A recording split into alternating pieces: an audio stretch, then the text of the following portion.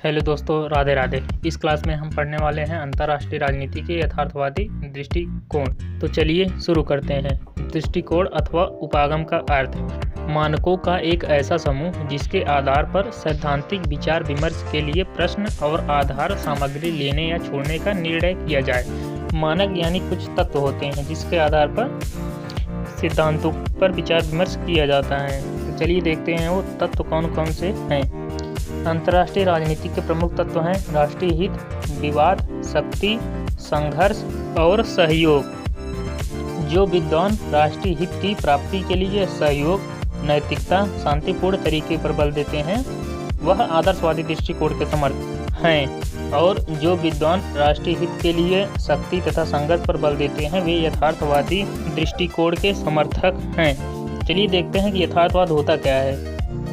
द्वितीय विश्व युद्ध के बाद से यथार्थवाद को विचारधारा का सबसे प्रमुख स्कूल माना जाता रहा है और यह 21वीं सदी की राजनीति में हमेशा मौजूद रहा है। यथार्थवाद का सिद्धांत 5 बुनियादी रूपरेखाएं प्रस्तुत करता है जो निम्न है।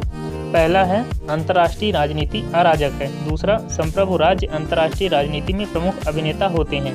राज्य अपने स्वयं के राष्ट्रीय हितों के तहत कार्य करने वाले तर्कसंगत एकात्मक अभिनेता है।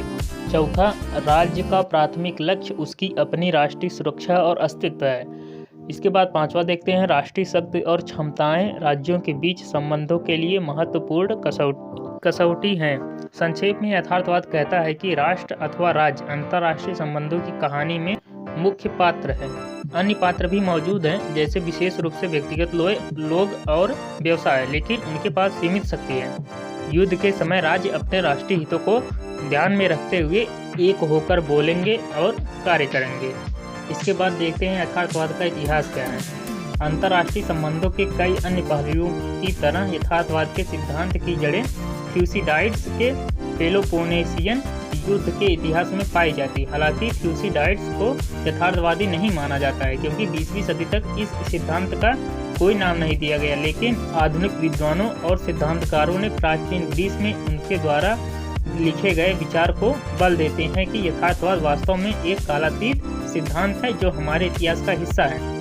थ्यूसिडाइड्स के कुछ समय बाद भारतीय लेखक चाणक्य ने अर्थशास्त्र लिखा जिसका अनुवाद भौतिक लाभ का विज्ञान या राजनीति का विज्ञान है। इसमें चाणक्य ने कहा कि राजा का मुख्य लक्ष्य अपने राज्य की शक्ति को बढ़ाना, अपने साम्राज्य का विस्तार करना और अपने दुश्मन को नष्ट करना है। उन्होंने कहा किसी को ना तो दुर्बलता से समर्पण करना चाहिए और ना ही मूर्खतापूर्ण वीरता में खुद का बलिदान करना चाहिए।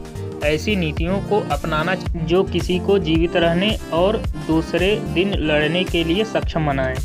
यथार्थवाद के सिद्धांत को विकसित करने में मदद करने वाले अन्य लेखकों में Niccolo Machiavelli, Thomas Hobbes, Jean Jacques Rousseau और हंस जे मॉर्गेनथाउ शामिल हैं। मॉर्गेनथाउ के यथार्थवाद के सिद्धांत अपनी पुस्तक politics among nation the struggle for power and peace में हंस जे मॉर्गेनथाउ ने यथार्थवाद के 6 सिद्धांतों की पहचान की है जो निम्न है।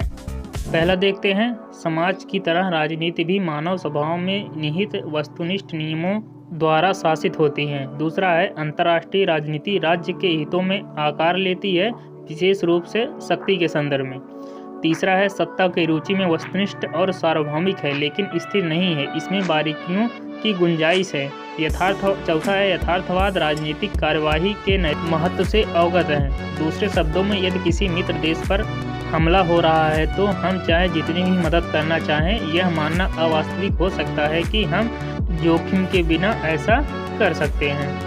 इसके आगे देखते हैं पांचवा, यथार्थवादी किसी विशेष राष्ट्र की नैतिक आकांक्षाओं की तुलना ब्रह्मांड को नियंत्रित करने वाले नैतिक नियमों से नहीं करता है। इसलिए यदि कोई देश ईश्वर की इच्छा के आधार पर दूसरे देश पर आक्रमण करता है तो यथार्थवादी इसे युद्ध का उचित कारण नहीं मानते।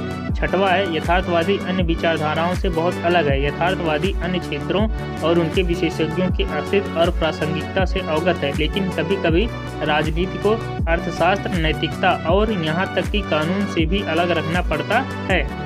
मॉर्गेनथाउ कहते हैं कि यथार्थवादी सत्ता के रूप में परिभाषित हित के संदर्भ में सोचता है, जैसे अर्थशास्त्री धन के रूप में परिभाषित हित के संदर्भ में सोचता है, वकील कानूनी नियमों के साथ कार्रवाई की अनुरूपता के बारे में सोचता है, वैसे ही नैतिकतावादी नैतिक सिद्धांतों के साथ कार्रवाई की अनुरूपता के बारे में सोचता है।